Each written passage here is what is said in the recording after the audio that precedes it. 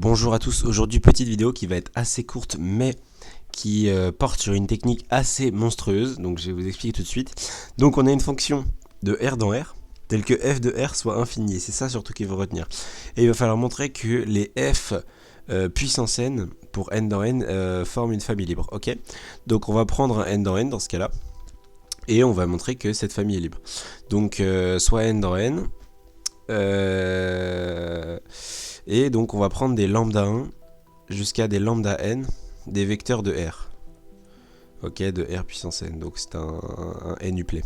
Et donc, tel que, on est donc la somme des lambda 1 f, enfin des lambda i f puissance i, de i égale 0, enfin de i égale 1 jusqu'à n est égal à 0.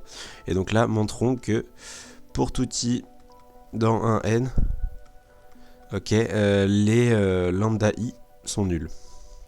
Ok, alors pour ça, la technique, il faut utiliser le fait que f de r soit infini. Donc on va poser un polynôme p de x qui va avoir exactement cette forme. Ok, qui part de i égale 1 jusqu'à n, qui est donc des lambda i x puissance i. Très bien.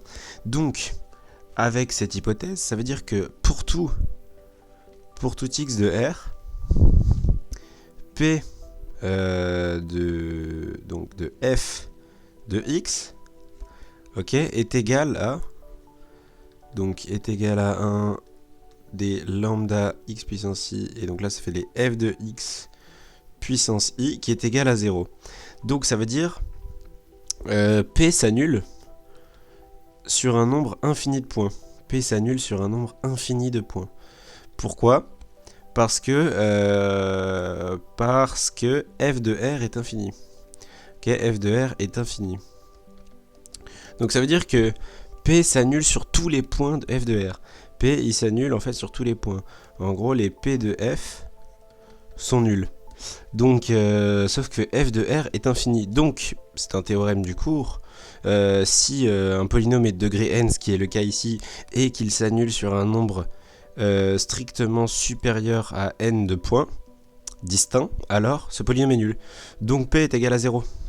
Et donc en fait on a quoi? On a tous les lambda i pour tout i dans un n. Ok, les lambda i sont nuls. Pourquoi? Parce que c'est le polynôme nul. Car p égale 0. Ok, donc cette famille, donc fn de n dans n, est libre. Voilà, résultat très intéressant qui permet de montrer plein de choses. Par exemple, un exemple très simple, on veut montrer que les sinus puissance n, voilà, tac, cette famille est libre. Hop. Pourquoi? Parce que sinus de r, c'est égal à quoi? C'est égal en fait à moins 1. L'intervalle moins 1. Si on prend les cardinales, et eh bien ça, c'est son cardinal, c'est plus l'infini, ok, parce que c'est un intervalle. Donc il a une infinité de nombres à l'intérieur.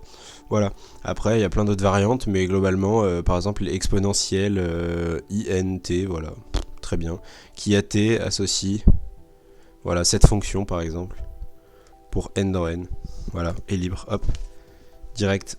Très pratique, voilà. Si cette petite astuce vous a plu, n'hésitez pas à me le faire savoir dans les commentaires, et puis bonne journée.